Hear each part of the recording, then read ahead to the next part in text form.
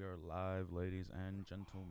We're off, baby. Hey, what's happening, everybody? Happy Wednesday to you. Welcome to Hawk Winds. Hump Day. Happy Hump Day. It's always Hump Day if you really put your mind to it, right? Well, welcome to the show, you guys. For those of you who have never been to Hawk Winds Radio Picture Show before, welcome. Welcome to the show.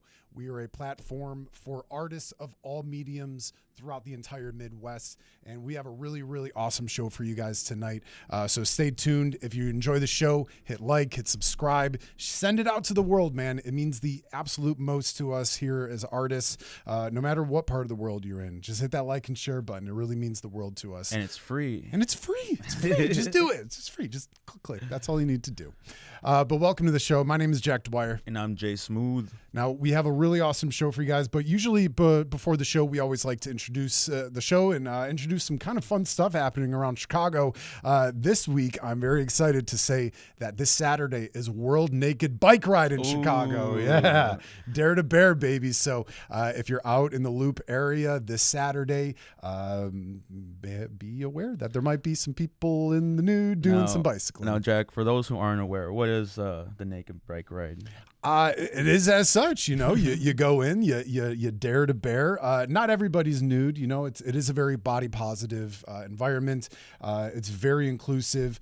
And I think the biggest thing that I learned from it is that it's not so much about the nudity. It's the metaphor that humans bicycling are naked compared to people driving cars, and it's kind of just a way for cars and everyone out on the road to be aware of bicyclists throughout the summer, which is a very important thing to me, and it's something I hold near and dear to my heart as a bicyclist myself. So, have you ever done the Naked Bike Ride before? Not yet, man. Not yet. So I'm excited to see how it goes. I was debating whether I want to roller skate it or take my bikes out. But yeah, road burn on my pecker does not sound too good, so I might keep the blades at home. Yeah. How about you, brother? Careful. You gonna participate? Have you ever done it before? I've never done it. I don't know. I might. Would you? Yeah. Just depends on my schedule. Yeah. Yeah. I hear it's a lot of fun though. It's like all these like people and stuff. There's like a lot of booze involved sometimes. Booze and boobs. What can you ask for, man? Come on. Now, if you were to do it, would you dare to bear all, or would you? Maybe a Speedo. Maybe a Speedo. Yeah, Speedo's like a male thong. Male thong. Yeah. Our guy Odd Prince, he knows all about the male thong. Dude, yeah. yeah. So if you guys need a good male thong, hit up our boy. You have a good 4th of July? Not really, bro. I had a fucking ear infection. Oh, yeah. So like shit. Fireworks just weren't good for me this year. Yeah, so must have been hell. Yeah, it was all right. But you know, the next day I went to the Chicago Dogs baseball stadium over in Rosemont. That was cool. It was firework night and it was Elvis night, so it was super fun. We all know how much you love Elvis. Oh, you know I love the King. I did not dress up though. I was like still getting over the ear infection, so I'm like, I'm just dressing to be cool today. A lot of tank top, shorts. So, but it was good. How about you, brother? You still got all your fingers intact? Oh Still yeah, good? hopefully. All 10. There you go. All 10. 1, 2, 3, 4. Yep. You're good. You're set. What'd you get up to this weekend? I was just chilling with some homies, man. We went down to Indiana, we grabbed a couple fireworks, found a cool location, popped some beers open. A couple fireworks didn't go off, but we were smarter to know not to go check on them. Good call. Because I remember last year they had a story where pretty much same thing. Some dude bought like a half stick of dynamite or something. It didn't go off, and he grabbed it, put it right to his face, and pretty much like his fucking brain splattered everywhere, bro. Woof. Yeah. That's why they call those duds. Huh? He's a dud. Sheesh. Oh man. Yeah, always got to be careful. I always like following social media, the week following 4th of July, because you see all the videos of all the dumb idiots out there who like blow themselves up. It's hilarious. Oh, dude. Yeah. What a time to be alive. What a time. I'll tell you. Speaking of timing, though, we have a very good segue. Hey. We have a really awesome guest tonight, all the way from Columbus, Ohio. They are a hip hop, rap, rock, a bunch of different mediums all together and under one roof. We were introduced to these guys from our good buddy John here at Q4 Radio, who sent them our way. Again, they're coming all the way from Columbus, Ohio. Ooh. Everybody, please welcome Terry Tertiary and Kirk Digler of Divine Timing. Hello. Howdy. Welcome, up, guys. Thank you, Brother Jack, for getting my name right, man. Hey, absolutely. Well, welcome to Chicago, fellas. Thank you guys for joining the show, and thank you for traveling on in and making it happen. Thanks. Thank you for having us. Well, what brings you guys to Chicago? We actually have a couple of shows, so I want to shout out Brother Shadow Master of 606 Chicago. They're now at the Boulevard up in, I don't want to say the exact, Humboldt Park. I remember. They're up at the Boulevard in Shout Humboldt out Park. Humboldt Park. Yeah, it's awesome place, man. I've been to a lot of great shows there, and he helped initially book us for that show, and so with the interest of us being at that show, we were able to book a few other shows. Shout out to Mims at Enjoy, and shout out to you guys for having us here for this show. So this is literally what brought us to the city. I have a background in radio and everything here, but that's not really important for this show right now. The music is what's bringing us here this time. Now, have you guys been to Chicago ever? And what's your favorite? And if you have, what's your favorite thing to do in Chicago? We've both been to Chicago. I think you should This start. is our third time in Chicago. Together, yeah. Actually. Yeah, so my favorite thing to do is nothing. Nothing. I'm on like vacation, so I come, I blend in, I see fair. stuff I haven't seen. But I've been to Chicago quite a few times in my life, so Hell yeah. it's nice to be able to come and do music because that's what we love to do. So Hell yeah. that's the best thing. The music, we get to come do music. So, and then what's my man's name? Dean. Mm-hmm. So I met some cool guys from the city since I've been here. So yeah, it's a good time. I like Chicago. Hell yeah. That's part of the scene that's really big and important here. It's really, you got to show up if you want to be seen. And Yes. like you said, you make one connection, it leads to like 3 other new opportunities for you then, you know? Yes. And that's so I guess I could talk about that. So this is not my first time. My first stint in Chicago would have been when I was doing radio. And it helped me with that networking connection and consistency and authenticity, I would say. So this, like you said, it's fun to come back and not be in networking mode or business mode or survival mode, having to live here. And I didn't really have family here, so I was constantly in survival mode. I talk about that with my girlfriend a lot. But it did mold me into who I am now, so I'm grateful. And I'm even more grateful to come back and just focus on my passion and enjoy spending time here, like he was saying, with my girlfriend, just enjoying having a new experience at some of the same places I've been to a lot or going to some places for the first time. So it's really awesome. Cool. Now, what kind of radio were you into before? So I was on, I'm not afraid to say it, I was on UIC radio from 2013 until like right about 2020. I would say it might have been November or somewhere between the fall of that year. I did a show called Warden's Midwest Radio, and originally that was started by my buddy Joaquin. When he moved away to California, even though I didn't go to UIC, because I had been an assistant radio host for that entire time, he asked to give me the radio station, and me and only I think one other radio host were hosts that did not attend the school but were actively involved. So that was like an honor for me. And it pretty much kept me here. And I opened it up similar to what you guys do. Went out to all sorts of music events. At the time, I had a foundation in hip hop, but I expanded out everywhere from there and just opened the platform up to people who wanted to come and present music from any discipline, any level of experience, and networking. Our show became a really awesome beacon for musicians of all varieties, to especially hip hop artists, to collaborate with musicians who were violinists, cellists, saxophonists, bands to come in that were, I played her a band half the way here that she made fun of, which was funny, but they were like bellowing out back and forth, which showing some of that blues, jazz, and rock elements that come from Chicago. So it was really awesome to kind of reminisce on that too. But yeah, that's pretty much what my beginning era was here, I guess you could say, in Chicago. Cool. It's a good place to get influenced by the music, like you said. Yes. All those are big hitters out here, man. Yes. Absolutely. Now tell us a little bit about your group, Divine Timing. You know, how did you guys start, and who are some of your inspirations? Because, like I said, you guys are you're rap, you're hip hop, you're rock, you're a bit of everything. You get electro.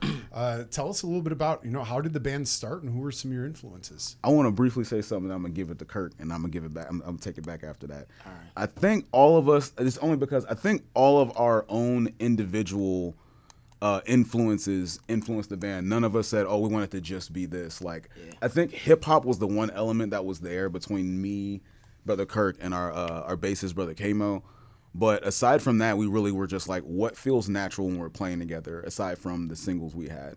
And I guess I could speak to the origin story too. So originally it was me and a drummer by the name of Cornelius. And long story short, we evolved over time, and we expanded to another drummer.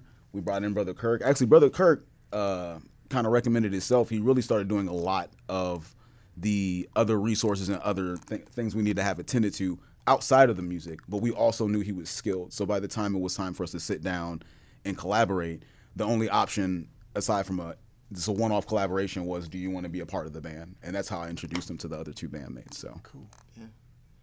Shout out Brother Matt Robeson, who's on the drums too, by the way. I didn't say his name, I don't think. So yeah, I was actually influenced by the band. I met everybody. I was playing music for my brother Jay Carey, because I'm a producer as well. I was playing beats at a show. The band minus me they were performing before us, and I was like, oh, they're pretty cool. That's true. The band's pretty all right. I was like, all right, it's my turn.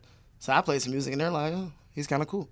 So then Terry was like, hey, we have this space. You can come hang out at the space. I'm a retired veteran, so I was like, I don't have anything to do all day. So that was like a Saturday. So Monday morning, I'm like, hey, this is Kurt. Where's the space? And they're like, what? I'm like, yeah, I'm coming over. Where's the space? And I haven't left since. And so I ended up going to a show, and I started taking photos and video. And they're like, oh, we do need photos and video. Like, duh. You guys are great. So I did like 3 shows, and they're like, he's still here. Like, yeah. And then one day they had a practice, and they couldn't figure something out. I was like, psst, I could do that. And they're like, all right. So the next show, they're like, hey, you want to join the band? I'm like, yes. I brought out my equipment. What do you want me? Want to join the band? What are you doing? Oh, my bad. Really. Third song, second song, like, oh, you guys didn't talk about this shit? I thought I was already in. Okay, cool. So, yeah, all of our influences come together. Matt, who's the drummer, is actually a better guitar player, which is weird. And then Kamo, who's the bassist, is probably the best rapper in the group, which is also weird.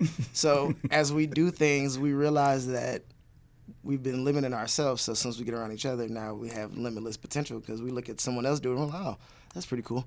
I think I could try that. And then they try it, and you're like, here, I guess it's your job now. Why am I even? So he plays guitar, but he also plays the drums sometimes. So there's sometimes I'm performing, and he'll be at the drum pad, and I'm like, well, I don't play the guitar. What do I do now?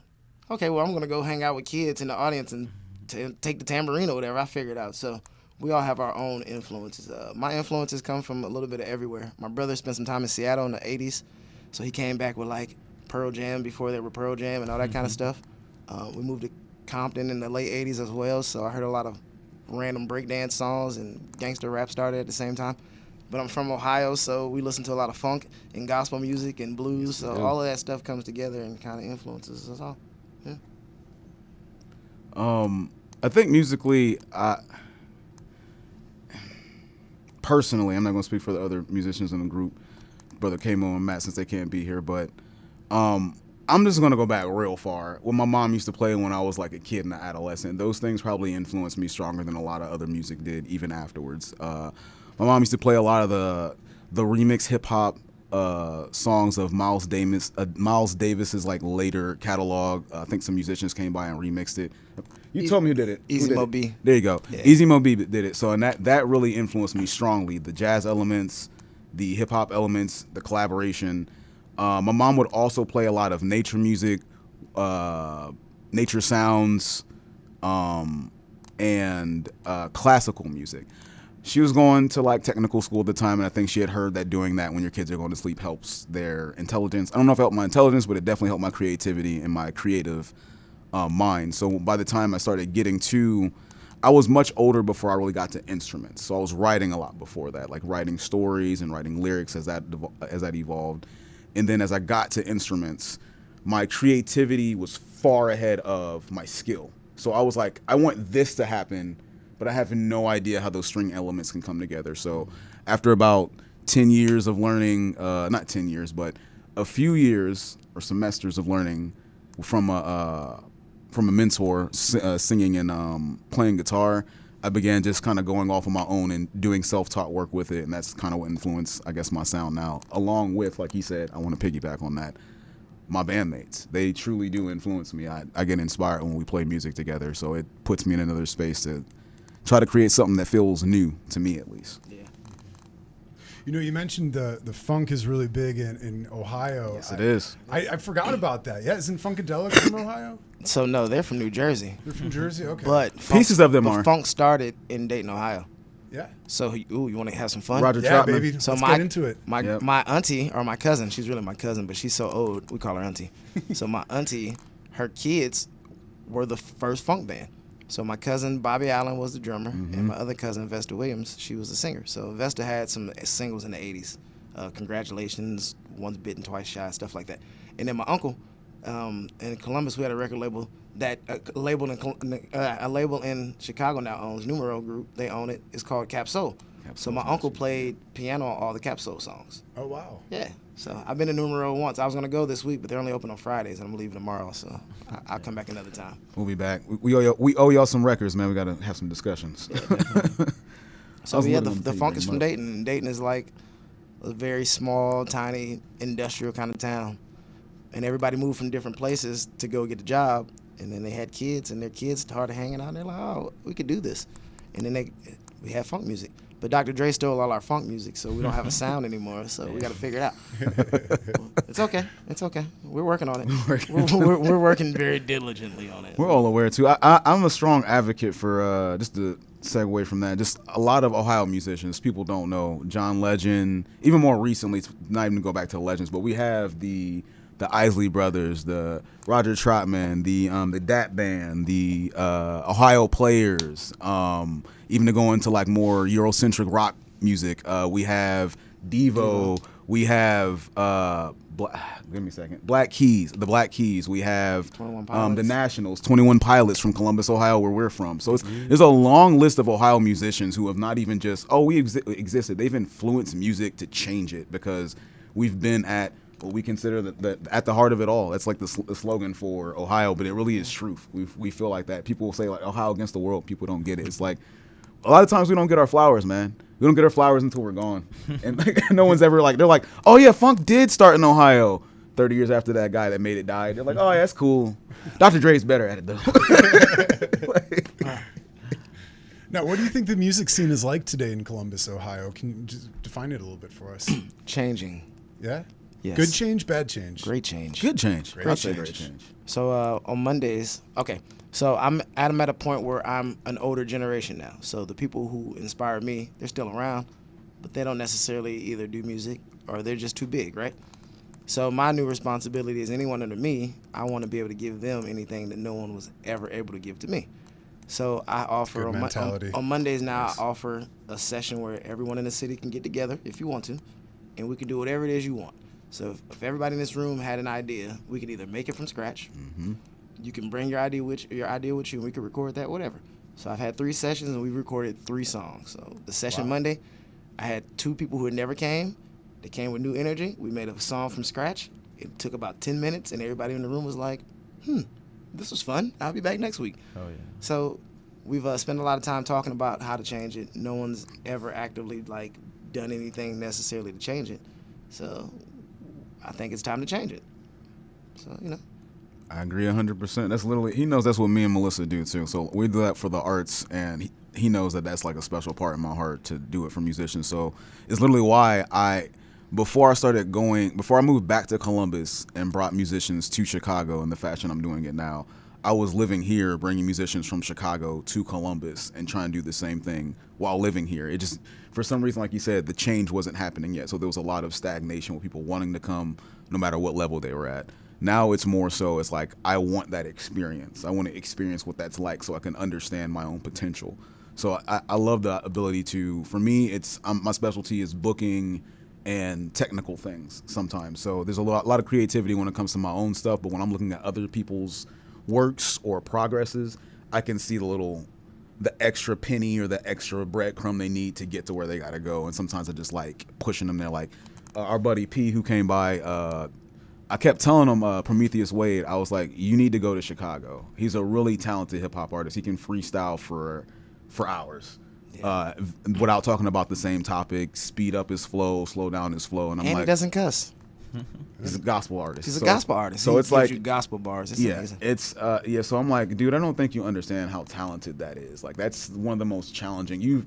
you didn't limit yourself, but you didn't say I'm going to go into the free range of cursing, which is an easy for freestyling and hip hop. It's an easy rebuttal or easy reset for your mind. So if you're taking that away from yourself, you're like, I'm putting shackles on myself to a degree, but it's to save you guys. Like, wait, what do you mean save us? And then he starts rapping, and we're like, oh. But you need to come here. You need to meet Shadow Master. You need to be at 606 Chicago. You need to go to some of the hip hop environments that have had hip hop as a focal point for decades for people to gravitate towards his music. So that's one of my favorite passions. Watching him take off and be above everybody last night was awesome. Seriously. That's cool. And on the map, right where you guys are, y'all are really in the heartland of America, man. So that's really the heartbeat of the country speaking right there, and it really reflects in your music too. Like, thank you. It's so cool to see all those genres mashed up with you guys, and people from Ohio are fucking tough, man. They're really business oriented. It's really cool to see all the great stuff coming out of Ohio. Thank you, man. I also just wanted to know. OH. I.O. They do that there, bro. They do it everywhere. For real? Yeah. What is that there. Watch them. What is, So, It'd have been funny if the nerd guy came up from the behind with a camera like, they're doing it right now, I swear.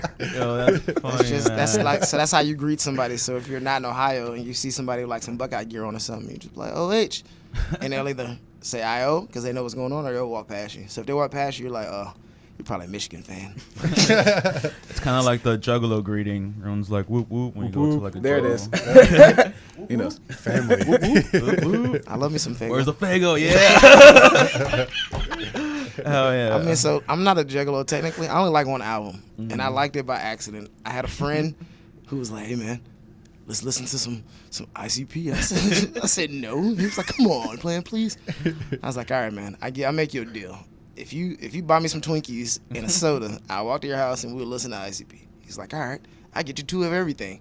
Perfect. An hour and a half later, I was like, it wasn't the worst thing I've heard.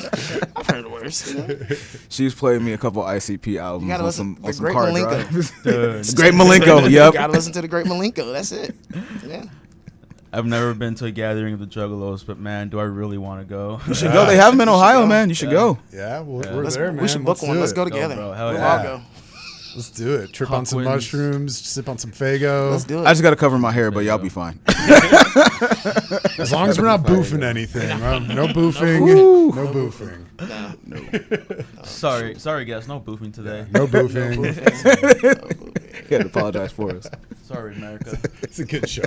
America. Oh, man. It's a fun thing that I learned about Columbus, too, on the way over, is that you guys have a really cool Arnold Schwarzenegger statue out there. What? Yeah. Y'all host the Arnold I Sports think I have a photo Awards. of it in my phone somewhere. Dude. I'll search it, man. I'm pretty sure I do. Yeah, Talk about Arnold. a bronze very god, random. man. He was. So listen, you want to hear a secret? Yeah. So, Macho Man Randy Savage died. He passes away, right? Oh, no. So all this time, everyone thinks he's from Sarasota, Florida, right? He's from the west side of Columbus, Ohio. So someone has an idea. They said, we're going to put a Macho Man statue next to Arnold Schwarzenegger. Oh, yeah. Yeah. City's like, oh, no.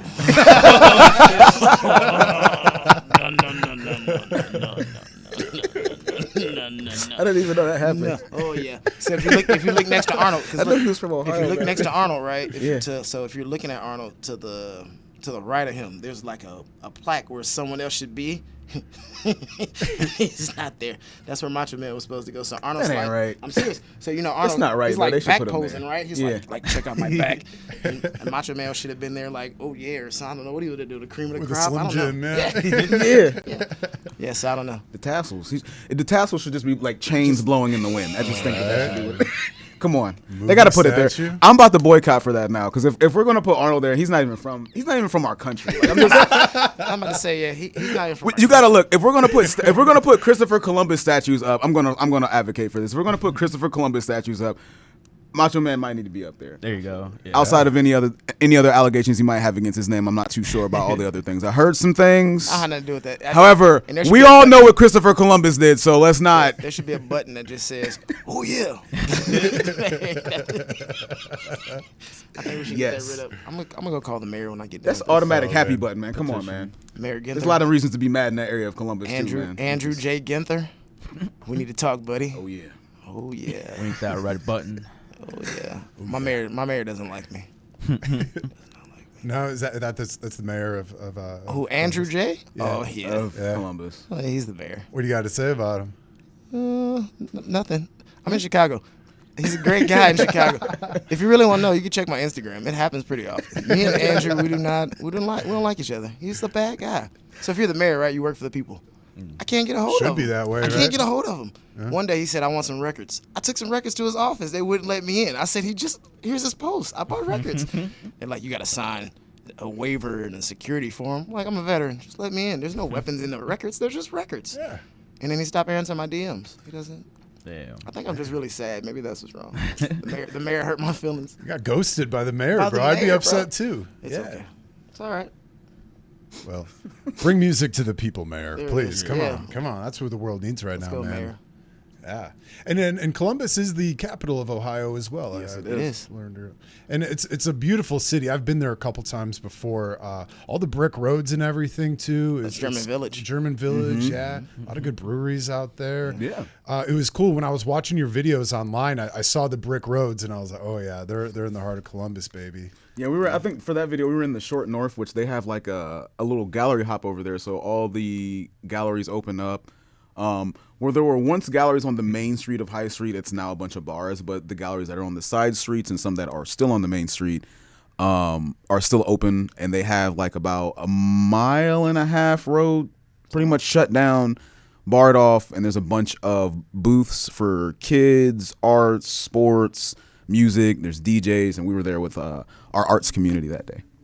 That's awesome. It looked like a great time. I was loving watching that young man dancing in the front. Shout out Izzy. That is Izzy. His dad is actually in town tonight, so Yeah, that's he's my performing guy. with us. That's my guy. He was. That's our grooving. biggest I was fan, like, man. that's what it's about, man. You know, bringing the arts to the kids in the Yeah, streets. so and it's weird, right? Because his father is an amazing MC, and his mother is an amazing R&B singer, and he's like, yeah, you guys are okay. Divine Timing, love him. Like, come on, guys, I need a T-shirt. I'm in the band. I'm trying to record music. When want we're going them on beefing tour, with I us. want to dance. Come on, let's go. They can Smart out kid. sing and out rap us. I don't want can. them. I don't want, I don't want no beef. I think they understand I that. don't want no They beef. think They're they like, understand that. these guys? I think it's probably Give me a drummer. It's probably my fault. Me and Izzy, we go way back. Me and his father are really close friends. I'm really good with his mother too. So They're great people. They do a lot for the community too. He's the guy Prometheus Way we were talking about earlier. That's actually Jay Carey's mentee, and Camille is always doing a lot of things for the singers and songwriters or like vocalists of Columbus, Ohio. She has her own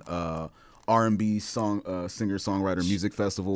listen, Camille's so She has dope, so- right? yeah, she so she dope, does. She's a publicist, a mother, a caterer, a gospel director, a movie director, a podcaster, Curator. curator, an award show host, an award show creator, Wow. wife. Let me see. What doesn't she do? She does a little bit of everything. She's a great person. And Carl Thomas is her favorite R&B singer. So Carl, if you're in town and you hear this, it's Kurt. Nice to talk to you again. We met him at South by Southwest once. Look up Camille, call her, be friends. You should. But yeah, they're an amazing family. So we're lucky that their child loves us. So we must be doing something good. Got to. He's got to have good taste. Kid was raised right on good music, man. Yeah, Of course. definitely. Oh man. So what else can you guys tell us about Columbus? What's your favorite part about your city? So my favorite part of Columbus would be the South Side. That's where I'm from. It smells different. It's like if when you travel a lot and you go different places, I guess I'm kind of like my puppy. I have a puppy named Diamond. She always knows when she's on the South Side. Like she gets excited. We get out the freeway and she's like, "What's going on?" I know. Roll the window down. Dad, window. Yes. South Side. Yeah. She's like, that's Grandma's house, so I know I'm having a good time. So I think that's my favorite part. Yeah, because I lived away from home for a while. So coming back home, sometimes I just walk through the cities and just enjoy the South Side of Columbus. I missed it. That's real. I would have to say my favorite part of Columbus, Ohio, are the community of artists and individuals we have coming together right now at the Dallas. That's me and my girlfriend's creative community space, member funded. Just everybody shirt to come to prove it too. Yes, if you can see it on the video, this is the shirt right here. Please follow us. If you're in the Ohio or Midwest area, please stop by and visit us. 926 Cleveland Avenue, Columbus, Ohio 43201. We would love to have you. A lot of kid-friendly events. We have a monthly block party pop-up that we collaborate with the entire campus that we're on. A gallery next door called 934. The oldest artist residency in Columbus, Ohio as well. And on a weekly basis, we have anywhere from 3 to 5 events ranging all across the arts. I do my own series there too, Tertiary Thursdays, the third Thursday of the week. And yeah, it's a pleasure to, again, I kind of took what I did on the radio and made that into a music series, if you would. So instead of it being interview based, it's more performance and showcase based. But I still like to have artists of different genres showcase themselves. So between that, the volunteers that come through to make sure these events are a one of a kind experience, the members who pay for things like the sound equipment, the lighting, and we come together to collaborate to make these amazing shows that we're now, without us even having to say, hey, do you enjoy the experience? People are coming up to us with bands they tour with that they're the merch person for, and they're like, I've been to 20 shows for this band. This is the best sounding performance they have. Wow. That means more than a lot of reviews, you know? Mm-hmm. So once we get to the point where we're a household name or whatever, at least within the Midwest or Ohio, like it'll really be worth it. But they're my favorite part of Columbus, hands down. Yeah, one time we ran sound and we had a guy who literally had been deaf his whole life. He just got like his hearing fixed. Mm-hmm. He came over like, hey, listen, just got these.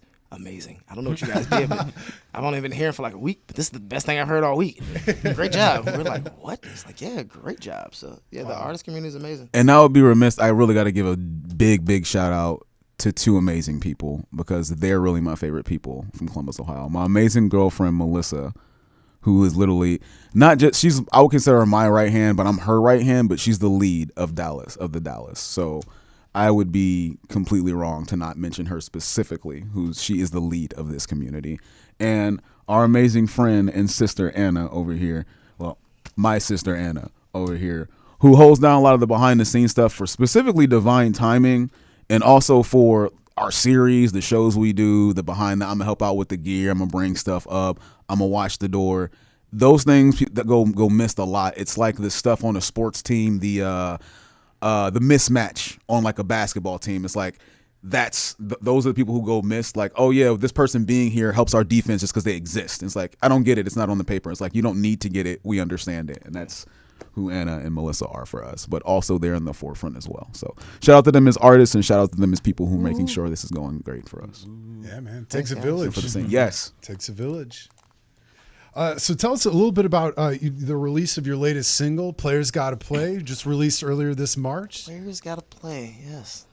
It's a good song. Tell us a little bit about it. What was the process like of writing that and releasing it as a single? So that's Terry's song, right? Yeah, yes, it is. Yeah, it's Terry's song. The writing of that song actually started some years back. I knew I wanted to be a part of a rock band, and I didn't have any of the pieces. I just had my guitar, fusing elements with hip hop and rock together. And at the time, I think it was an acoustic guitar. So I was just teasing that out.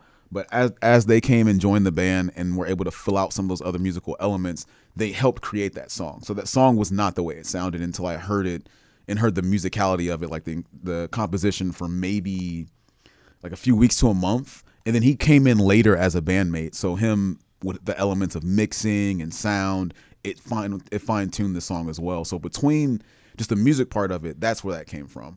But the lyrical part of it really came from, I feel like I'm a nice guy. I've been told that a lot in my life. I was told that by friends, family, before I met my beautiful love of my life. I was told that by women a lot. So like, it's just, for me, it stuck out as like, you're a nice guy, you're being taken advantage of. And as I learned, and being in Chicago actually gave me tougher skin and made me didn't harden me, but it made me a little bit acknowledging of, this is what I can do, this is who I am. And also acknowledging the bullies of the world. So when you're a tough guy, but you don't want to be a bully and you've been bullied, what do you do to the people who are bullying people that, you love? So I think that's where this song came from. So the bullies of the world, in my opinion, are elites unchecked, politicians unchecked, systems unchecked, anything that is oppressing or marginalizing someone where they cannot preserve their humanity. Those are the bullies of the world, and I'm stepping up to those bullies. I don't like being a jerk, but a part of the chorus of the song is, trying to be a jerk never worked for me, but a player's got to play. And so that really is the whole message of the song. It's like, I'm tired of sitting on the sidelines while people do this. So I'm getting in. I don't even care if they call a foul or throw a flag on me. I'm going in. I'm tired of them, getting away with these missed calls or whatever you want to say. So. That's cool, man. And it's such a good vibe song too. It really reflects, like you said, the Mr. Nice Guy. It's a fun, feel good song, man. It gets the crowd singing with you too. What's the reaction to your audience when people hear this song? Like, what's the feedback you guys are getting from it?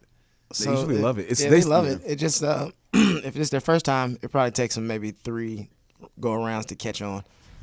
And if they've heard it before, they normally say it before we say it. So then we just rock. We just get to play.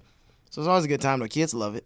So yeah, no one's told us they hate it yet. So that's true. And the people actually selected that single. We didn't. So as we were creating the songs, I kind of learned that as a creative too. The audience chooses a lot of the songs. If you already have an audience to present your music to, space to showcase your music, you can see what your best songs are. It doesn't matter how you feel about them. You can be more passionate about certain songs. But if your audience that you're trying to give the music to, they're like, man, we love that song. Play it again. And I even told her about bands we came here. I'm like, this is not their best song by far, but this is the song that everybody requested from them. So this was their single, And that's kind of how it works. So that's kind of how this song worked for us too. Like it's so catchy too that I don't want to say it's like it should be commercialized, but like you could totally picture it in like a Dunkin' Donuts commercial or something, Duncan, if you hear that, hit us up. Hey. I'm serious. Yeah. We're not against it. So we that was another thing about it. We're open completely to the licensing of that song. We do own the rights of it. It's already copywritten, published, and everything. So we're getting into some works of that. But as we're on the radio or anybody hears this or anybody knows somebody, if you hear this song and you think it fits that the message of what you're trying to convey as well, hit us up. We know how to license it, so we'd love to. And you also have a new upcoming release, Better Life, coming up pretty soon, later this summer. We do. This is a good one. I like Better Life. We'll give it to you soon. But Better Life is our. Nah, we'll just wait. We'll let you hear it. It's just a good time. It's different, but it's a good time. It's our fun. It has a what do you say? A secondary name called Girl. So Girl with 3 R's and 3 R's and L. Girl. Yeah. So someone heard the song and they didn't know the name of it. So when they text us, they were like, "Where can we find Girl?" Like, what is that? Girl? That song, Girl. Oh, okay. We know what song that is. So it's another. It feels good. The harmonies are great, but it's different for us because if you look at us, you wouldn't. I mean, today is different, but technically, if you look at might us, not you wouldn't suspect expect this song from us to sing this song, typically, especially where it like falls in our set list. It's like a humdinger. Like, wait a minute. After all that, no. Oh, well, whatever. All right, these guys might be all right. Boys might be all right. So. I think we're aiming for like it'll probably be early September release for that song. Maybe late August, but I think early September is probably going to be released for that song. Yeah. How do you define the genre of it then? If you say it's a little out of your wheelhouse. No, the genre. No, it's not our wheelhouse. It's sure. I didn't mean it like that, but yeah. It's out of someone else's. It's out of someone's thinking wheelhouse. There you go. So if a guy walks in a gi and goes, yeah, you assume he knows karate, right? That doesn't mean that he's a cosplayer. So, just because we rap, that doesn't mean that we don't know anything else, right? Or just because he plays guitar doesn't mean he can't rap. So, it's just one of those things. I think sometimes when I'm choosing elements for songs, so like we consider ourselves a rock, hip hop, pop band. Pop it could be a spectrum of things. I would say it's a spectrum of things that have been in popular music. So gospel might find its way in there. Soul, funk, country, bluegrass, electronic, they might find their ways in there. But the 2 strongest elements are rock and hip hop. So in Players Gotta Play, those are the 2 strongest genres. It's just a rock and hip hop song. There's not really too many other elements. You can hear a little bit, but you can't really pinpoint those. But in other genres, I usually choose what the lyrical element is doing. So is it soul singing, or is it rock singing, or is it country singing, so then that might determine part of the genre. What are the instruments doing? Are the drums playing in a reggae style, or are they playing in a hip hop style? That might determine that part of the genre. And then the beauty of the band is sometimes we think one thing should happen, and then somebody might sneeze while playing, and they were like, wait, can you do that again? They're like, what? Whatever you just did, can you? I'm like, I just sneezed. Figure it out. You got 5 minutes. And then that's the thing that everybody loves. And then they're like, how'd that happen? He sneezed once. Well, what? Yeah, he sneezed and hit the wrong chord, but we liked it, so we stopped playing, and now it's in the song. So then that determines how the song goes sometimes, because he may say it should be this way, and we're all like, nah, we hear it this way. And he's like, oh, okay, well, I guess it's that way then. You know what I mean? So, and then sometimes something happens, like we'll mess around and miss the word, and we'll just look at each other like, well, maybe that word was better. Or maybe that's not the way it sounds, but maybe that's the way it should sound. Yeah. That's better sometimes. So that's the cool thing about being the band. We all influence each other, but we're all very honest about what needs to happen so we can always have the best product. And then at the end of the day, we're just having fun still. So like we never take it too serious. Yes. We're all very good musically, and we all understand what each other does, and we all do it very well. So no one's upset. We just want to figure out how to. It's about communicating and figure. It's like a new relationship basically. We've got to figure out how to communicate. You know. Right. We don't want you to put your shoes in the living room. Where do you put them? How do we get you to put them in the place they're supposed to go? And that's what we're working on. So now as things come together, it's a little easier now. Now we don't have to talk about it. We just say, we can look at each other like, that wasn't right. Or, good job. And then we just keep going. Or sometimes somebody will surprise us and the whole band will just look at that person like, and we'll look at each other like, what are they on It's today? usually Matt. They're having a great day. It's usually Matt. Did you just the lottery today? K-Mo does it a lot too, but it's usually Matt. It's usually Matt, yeah. We'll have a rehearsal and he'll be like, I'm not feeling well. And it would just be a bad rehearsal. And he'll come into the show like he just got off tour with Bon Jovi or somebody. Like, just killing it. He's a good guy. So the band is amazing, and I'm happy that we can come up with things the way we come up with them. Because Terry's creative, and he gives us his thoughts, and then we bounce it back off him. And then after a month or so of fiddling, we normally have a song. So That's the truth. yeah. And the scarier part is, I think we've made more songs and forgot those than we've actually kept. Because there was a 6-month period every weekend we'd make a new song, and then we just never wouldn't do anything with it. It'd be jamming for that week. I got those songs. Okay. He has them all. Yeah, so we put a lot of work in, and we're good at what we do, and we love what we do, so that makes it easy, Yeah. Sounds like you guys flex your muscles through it, and that's really the way to kind of form it. Is it trial and error? Or is it what do you bring stuff to the table? There is trial and error. We sometimes the trial period are at performances. So sometimes we have them at little small one-off performances, and sometimes it's at a festival. And we're like, it's time to sink or swim. We've did this song as many times as we can do it. Does it work or does it not work on a small stage and on the big stage? And there's times when we're like, well, back to the drawing board with that song. try Or that again. remember that guitar section I was playing? Yeah, I'm not playing none of that no more. I'm changing all of that now. We're changing the chords. We're changing the melody or whatever, So Yeah, but sometimes it is a lot of us sticking our chest out because we've done this for a while, especially me and Terry, and we haven't seen the work pay off the way that we feel like it should, and we've seen other people be recognized for less and are still our ideas and be recognized for the same thing. So, yes, we are kind of sticking our chest out. But it's not we're not like we're punching the face kind of way. We're just like, we're still here. As soon as you slip, we'll just step over you and keep moving. We're not, it's all good. But you have to see us. So the more they don't see us, the more we just, puff out a little more. So it's okay. Yeah. Like Arnold Schwarzenegger. You gotta like Arnold Schwarzenegger. Exactly. You gotta show them the goods, right? Yeah, we might I didn't take a think band about photo that. in front of the Arnold Schwarzenegger. I just thought statue, about that. It's so stupid. It is a really silly statue. It's But we got to now. But now I want You to gotta embrace the parts of your city, I want to man. take a naked bike ride in front of it though. Now. Oh wait, y'all talked about so many things, but that was one thing I wanted to talk about. We literally had the Columbus chapter of the World Naked Bike Ride. Yes. They met in the parking Yes. lot of, well, it's not technically the Dallas, but it's our next door neighbor, literally like this much space of an alleyway, 934 Gallery. They met in their parking lot. So we came outside we one vibe. day. We came outside the one same day. tribe, We're all man. like, We vibe. we all came outside like, wait a Juggalos. minute. We're listening to Everybody's Break naked Lingo outside. together, What right? is- Everybody's naked outside. And What's going on? my girlfriend was like, "Oh yeah, the naked bike ride. That's We're right." like, What? Like what? I was like, "Oh yeah, that's so random." All right, All right, the cool. kids aren't here, right? All right. No.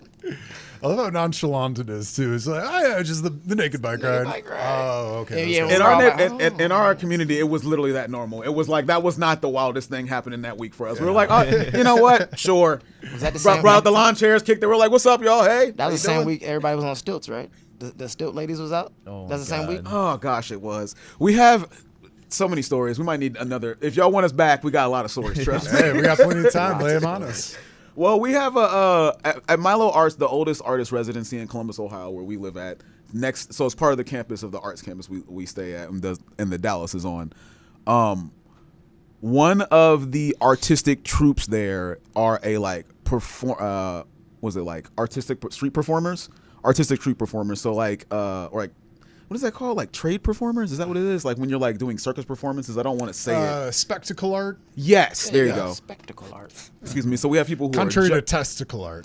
yeah. Spectacle art, yeah. Which one's better? Just kidding. I guess it depends on who's doing the art on your testicles. That kind of determines, that says a lot right there.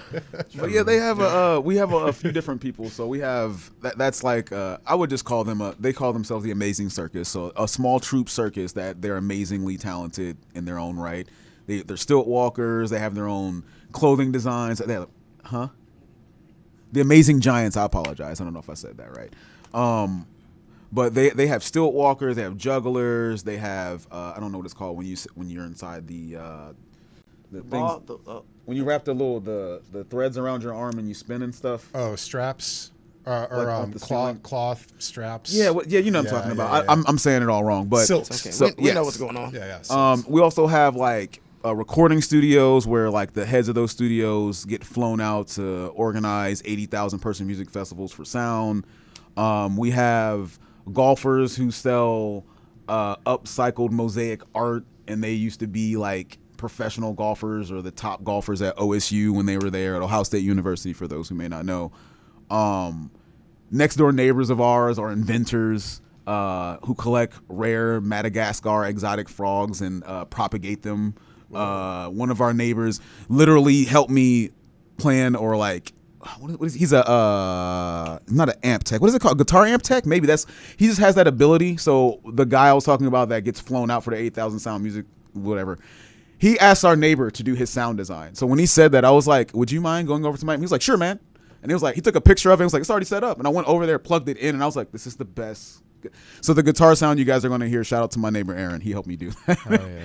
But yeah, so that whole campus is just filled with amazing artists of amazing disciplines, managers of art galleries, my baby, people who help event curate from other spaces around the city too, coffee shop owners. Shout out the drummer in our band because he owns 2 coffee shops. So like when we say like there's a lot going on there, we would love for people from Chicago to come there as well. And let's gig swap, man. Let's branch creative communities. Let's make it beyond. Let's make it larger than we thought we could. You know what I mean? Yeah, man. With more elements and more resources. So there's a lot going on there. Just like it's a mini area of Chicago. I heard from one of my buddies here that we're starting to get the nickname in Columbus, Ohio, of Little Chicago, just because of the people are starting to see the intersecting lifestyles, cultures, and creativity and politics even. So yeah, man. And the positive aspect of that, please come and bridge the gap with us. Let's connect. Let's do something, man. Let's build. Do you think Columbus, Ohio, can become one of those like popular cities where like people want to go to be like to make it pretty much, just like Chicago or LA Yes. or something like that? Yes. Or what I'm would going it to take? bite my tongue about certain things because I don't like making predictions. So a lot of things are happening right now in Columbus, so I can't really put an end to things or like a threshold to it. Like this is when it's going to jump off or something. But what I can say is I was a little bit mad at Steven Spielberg at first for Ready Player One. I'm not going to lie. When I realized the location was Columbus, so I was like, God, Stevens. Because I knew it was going to happen. You know what I mean? So, but, forget the negative aspect of it. The positive aspect of it has brought in a lot of money. And because of that, people who are there that may have been overlooked, now they have more resources. Because once more money comes in, some of the avenues get bought off. Once Budweiser is the sponsor for this, whatever festival, then who else is going to be the sponsor? Once all those whatever name brands or whatever brands that everybody goes after, Fortune 500 companies, there's the smaller up and coming companies, the startups, the smaller communities, the smaller art communities, and that's why I'm excited about it. So I'm not sure what it is, but I do think it has the potential to become one of those top 10 cities in the nation, like truthfully, in the arts, in entertainment for sure. It does affect politics a little bit, so I could see that growing some too, but not too much just because of size and per capita, so I can't see it doing too much there. But thank you. But yeah, just I can see it truly becoming an influential part of the world. And in many ways it already has. I know it's already a fashion capital of the world. OSU has taken us there with football, so people already know that.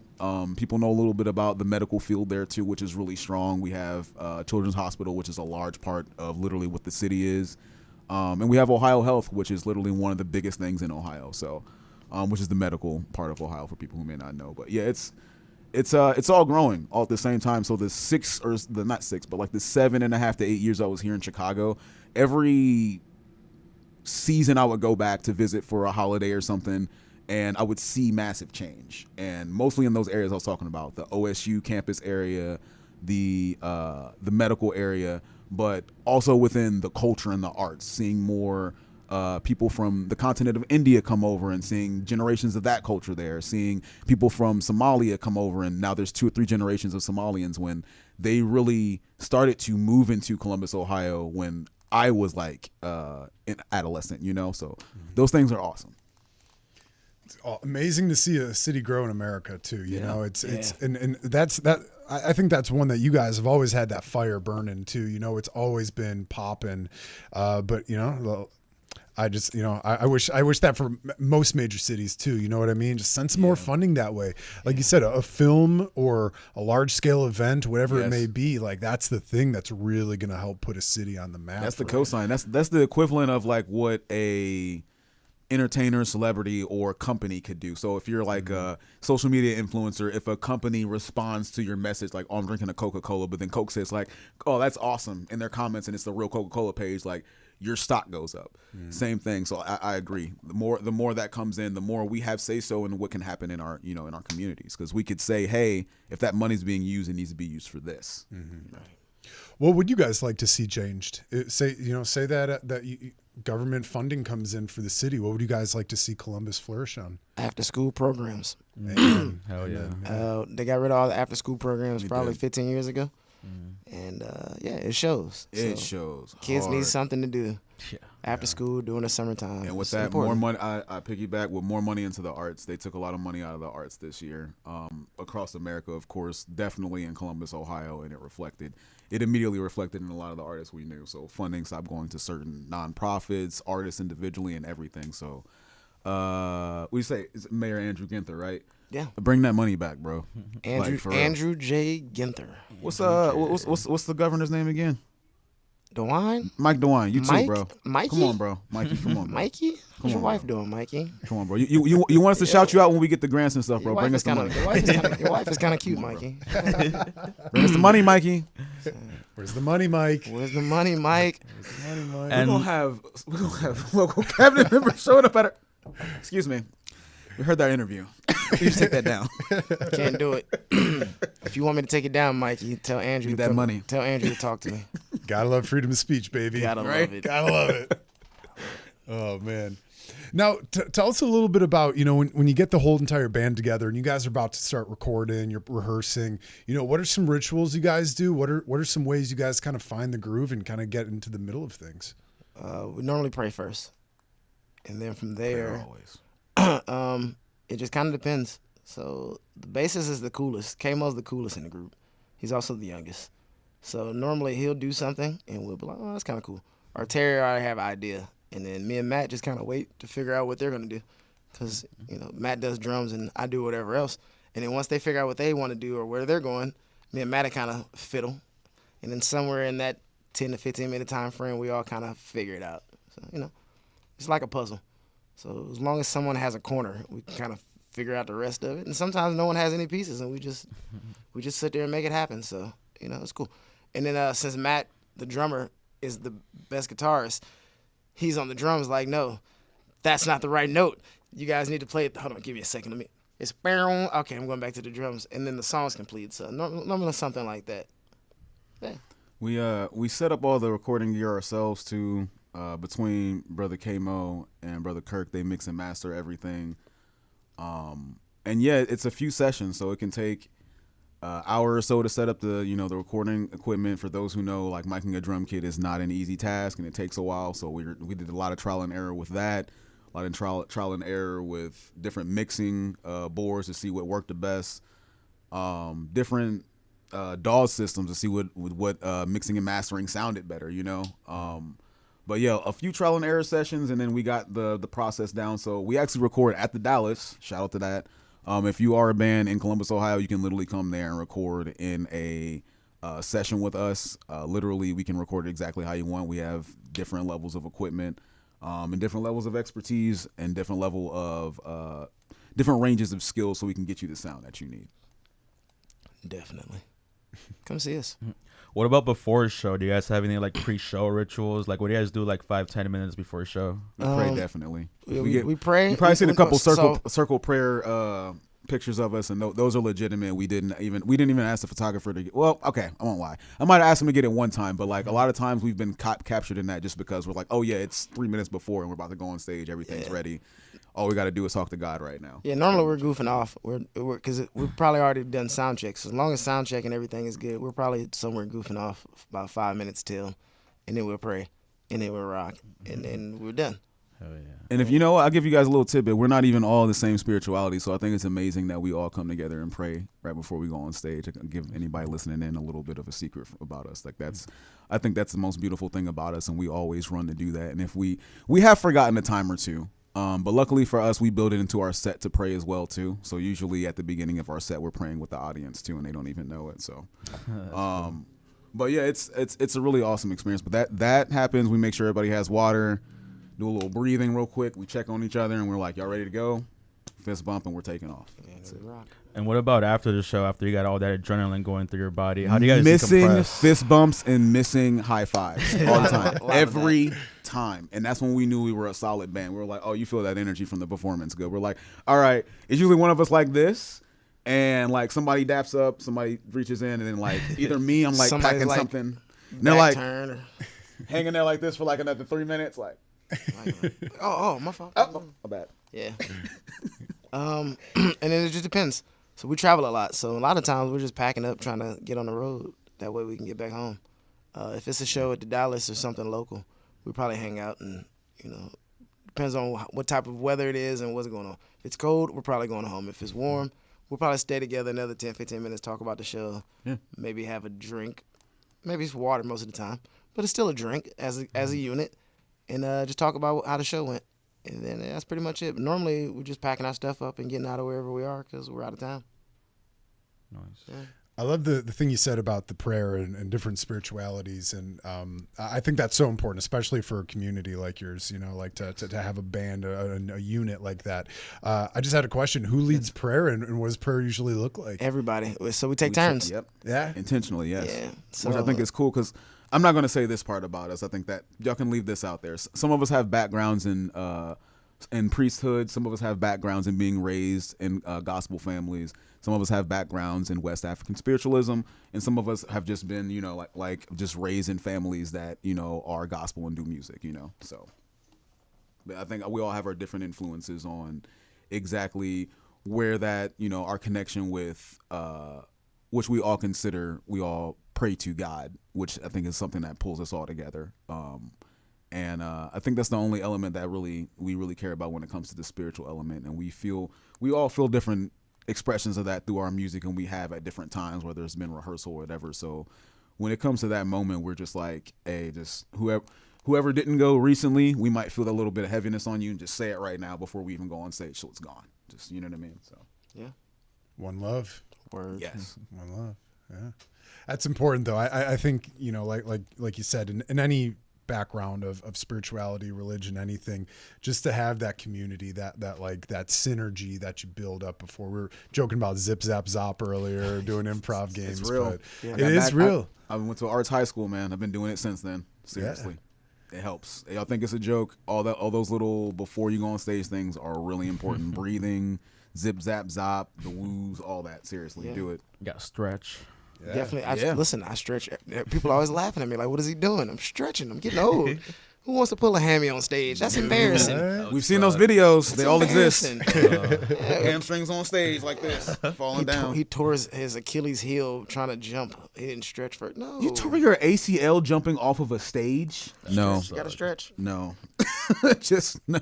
Gotta stretch. That's an athletic injury. No. I'm too old for that. I gotta stretch. I mean, you're performing, you know. I think are. it goes I without give you saying, that. right? You got to get ready, yeah. You'd be surprised. You really be surprised how many people just get out of their car, walk into a place like I'm going to do this for 20 minutes, and then go home. My body can't do that anymore. Got to stretch it out. I'm okay with it. I show up 20 minutes early for the stretch. Yeah. Do you guys have like a most memorable performance that you guys remember at all? Can you guys, Oh, shoot. or maybe even like Which one? the worst performance you guys ever had?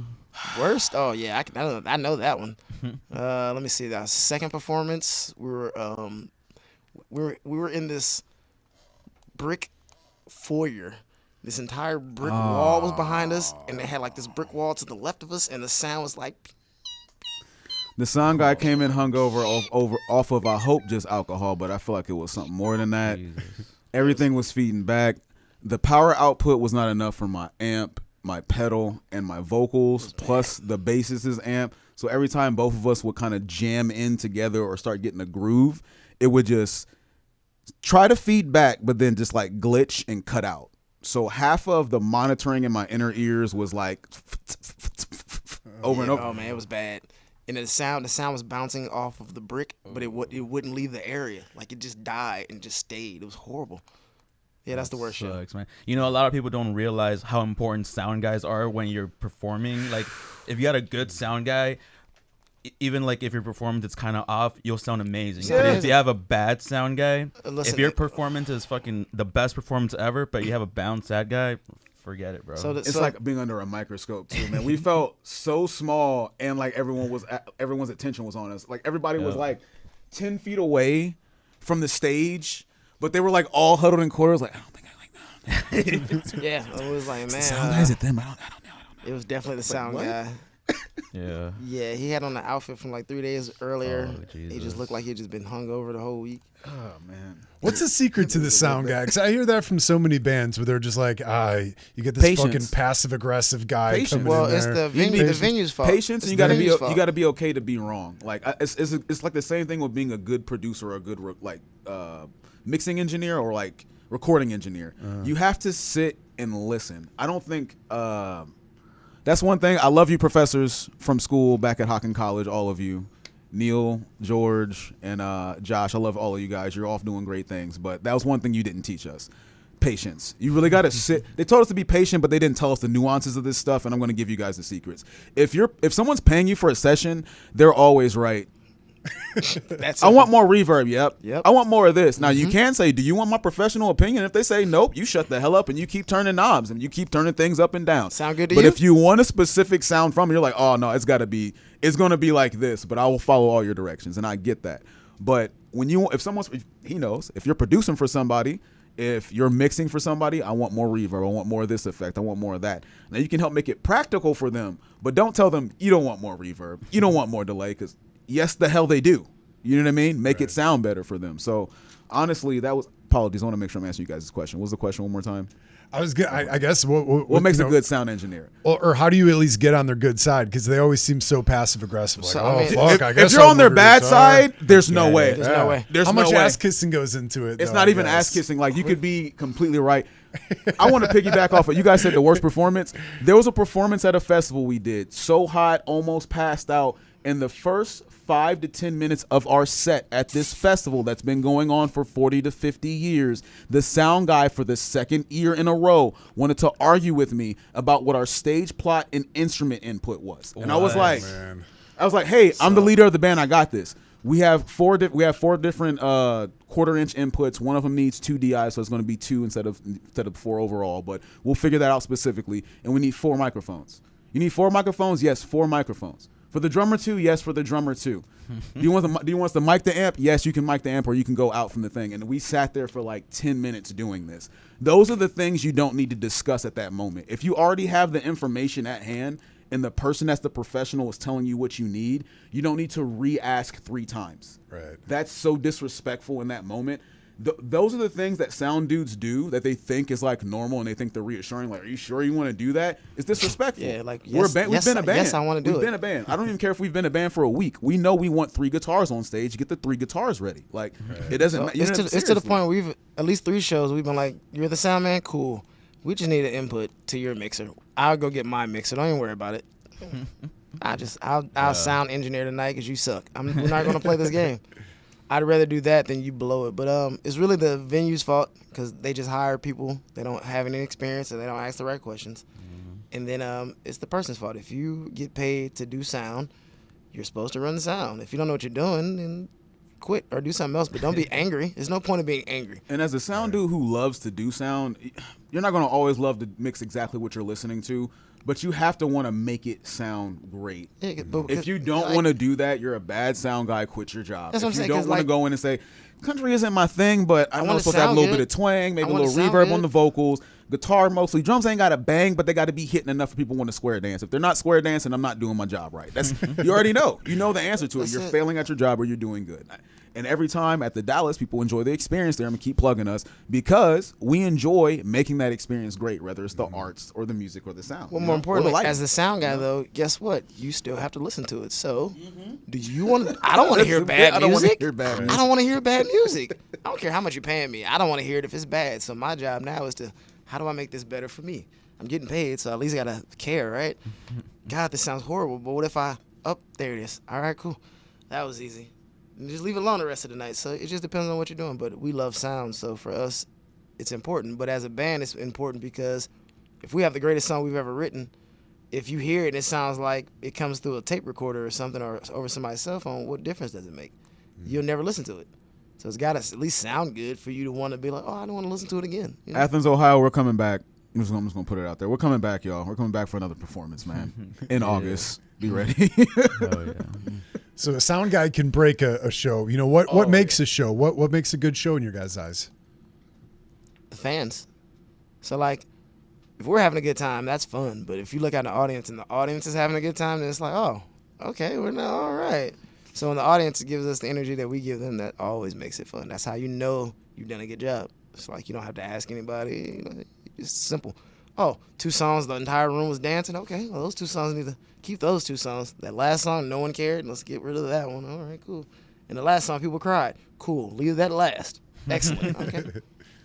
It's when everybody's doing what they're supposed to be doing, I'll say that. The audience is dancing to the music. All of the bandmates are doing what we're supposed to be doing musically, which is really, honestly, at the point of performing, is having fun. As long as we're having fun, I'm cool.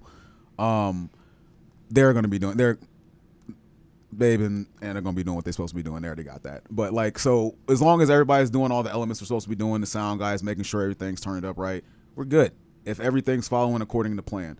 If something goes awry and someone adjusts as best they can, still a great show. Doesn't even matter. We just had a show where literally the sound cut out on us, and it was nobody's fault directly. Yeah, the entire power just literally went out.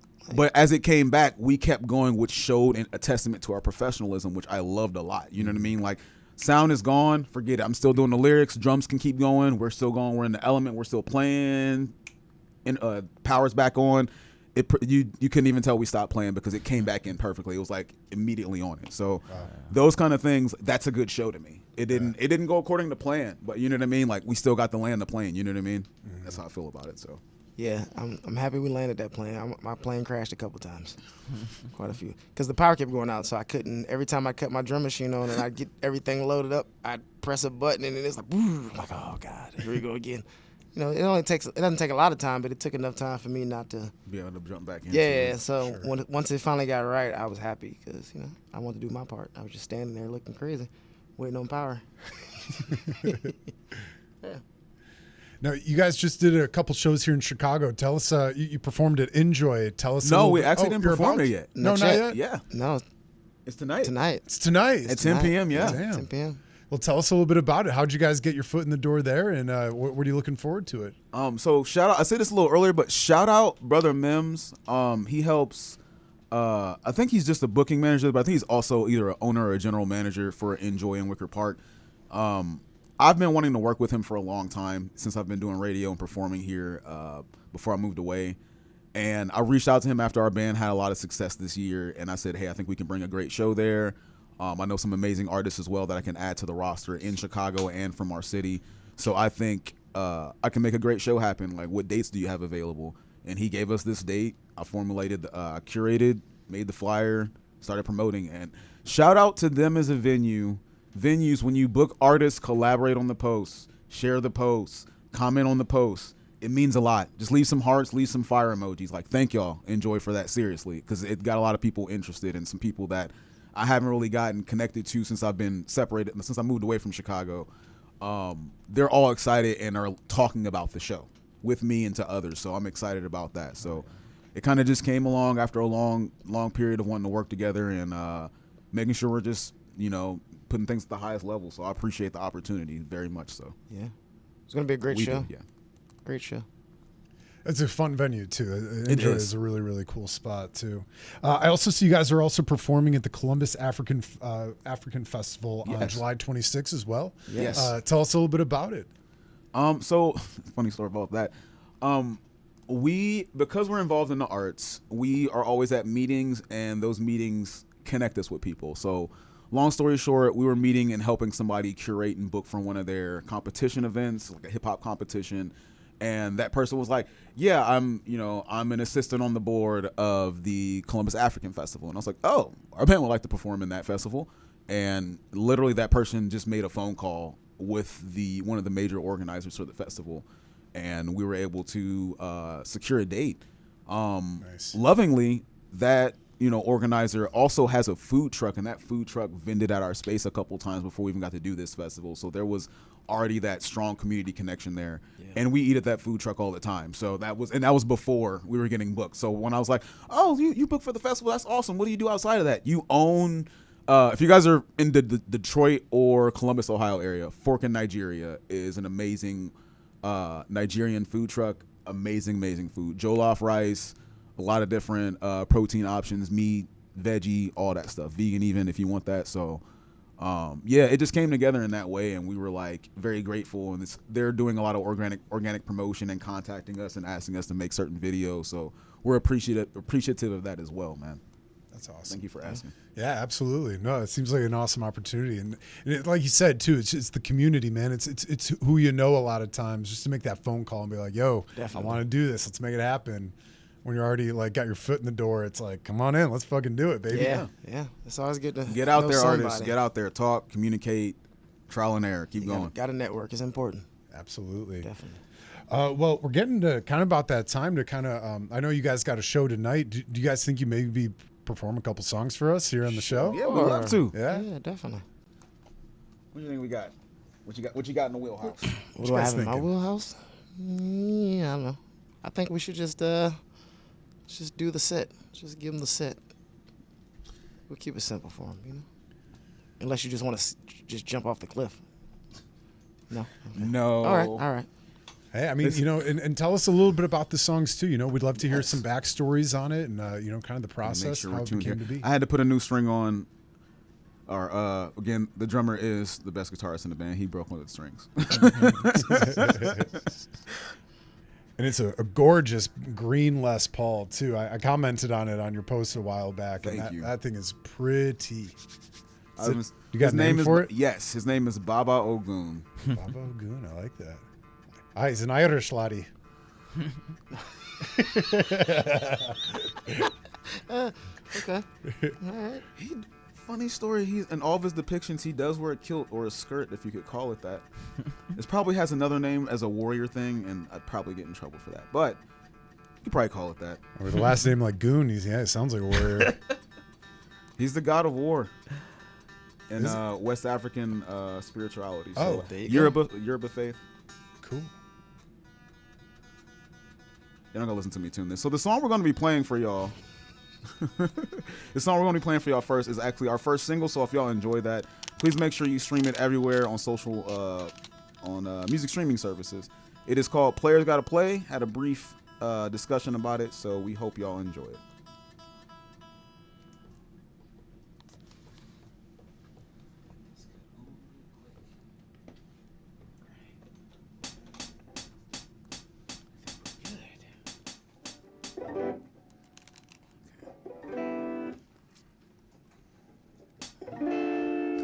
To our ancestors who sacrificed for us to be here, into a world full of hate and darkness, we give you love and light.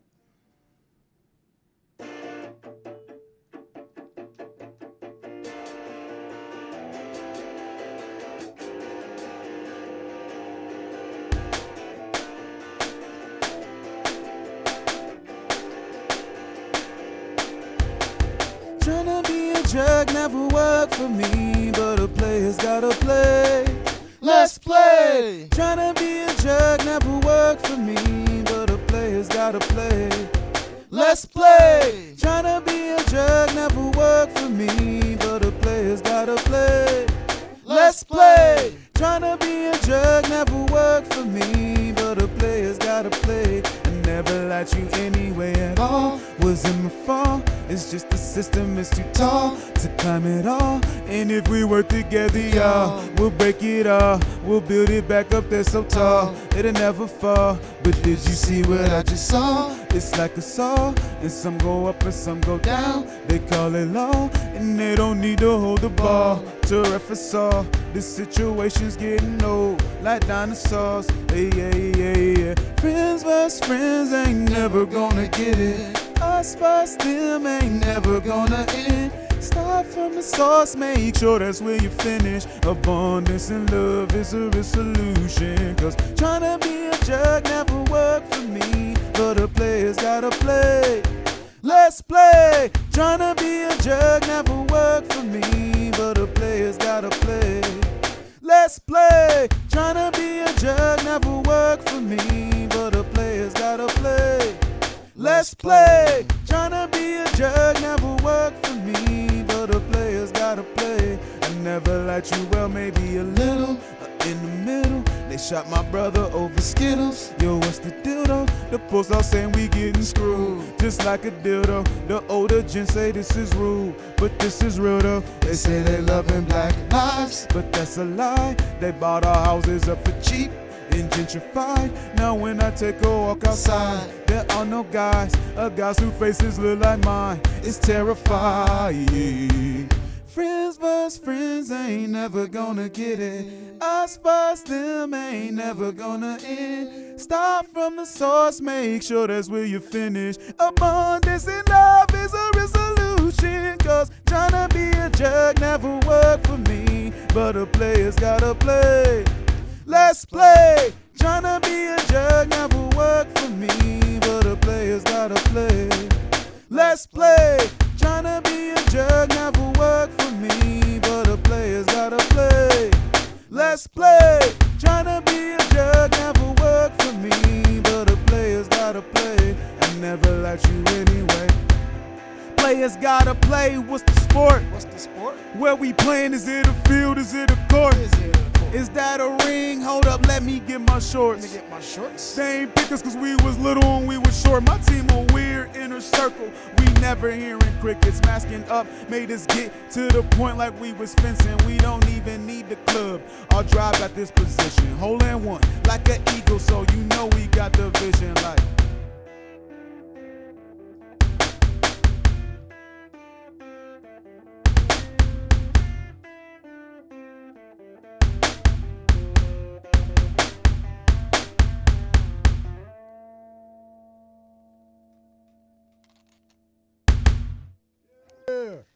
Let's play. It's a Thank really y'all. catchy song. Thank you, man. Thank you. What is next there, sir? So we had to shout out brother Kirk Diggler. People don't know how great of a songwriter and producer and musician that he is, hip hop artist as well. Hey, this last little drink, this one's gonna be the high notes for this one. So this one's called Hello, and I'll actually let you do a little bit of brief introduction, man, because you know this is your song, man. Oh, okay, thanks. So, as I said earlier, I'm a retired veteran.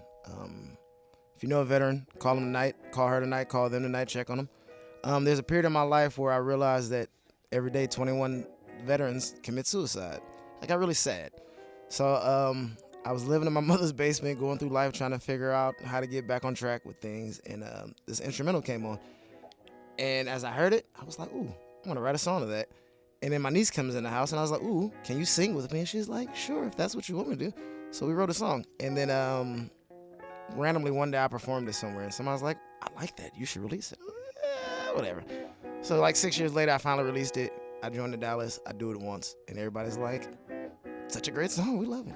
Whatever. So here we go. It's called Hello. This is how I introduce myself to people. So, hello, nice to meet you. Hello, please, what is your name, and would you like to dance two-step with me? The smile on your face says yes, let's step. Hello, nice to meet you.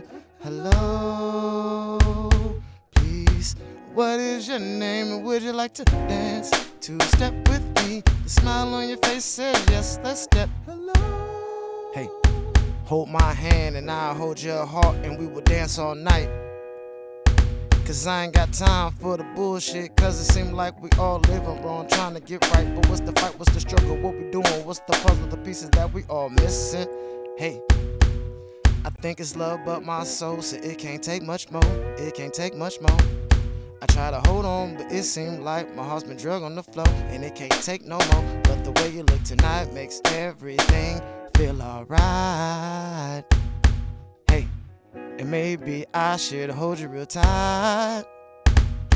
Hey, but in case you don't know who I am, Kurt Diggler, the man, the myth, the legend. Somebody to make you understand and stop, look, and listen.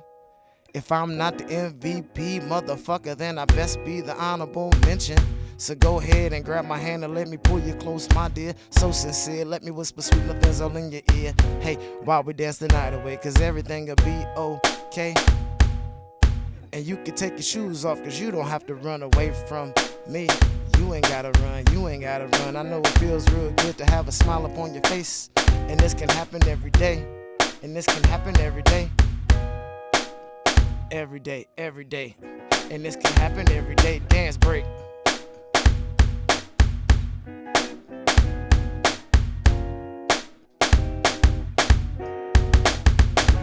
Oh my God, I think Cupid got me. Hopefully he don't do a drive-by at this party, you see, cause everybody's not like me. They don't wanna be in love, they think it's like a drug or a thug in the suburbs, a place he should not be. You see, it makes perfect sense to me, because I come from a really large family where love is surrounded by everyone that you can see. Hey, another beautiful day in the king of Zamunda. Prince Joffrey taking over me. Kurt Diggler wants to dance with you. Come out, kick it, let's have a drink or two. Hey, nice to meet you. Hello, please, what is your name, and would you like to dance two-step with me? The smile on your face says yes, let's step. Hello. Hey, hey, hey, nice to meet you. Hello, please, what is your name, and would you like to dance two-step with me? The smile on your face says yes, let's step. Hello. Hey, yeah, that's hello. Thanks, guys. So now we're gonna jump off the porch. Now it's time. It's not jump off the porch. All right, so listen, the song earlier, Better Life, right? You asked us what was different about it.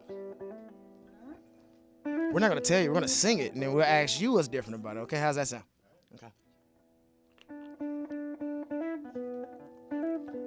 Oh, I forgot he's not here, huh? You gotta do it yourself. Hold on, I got you. I got it.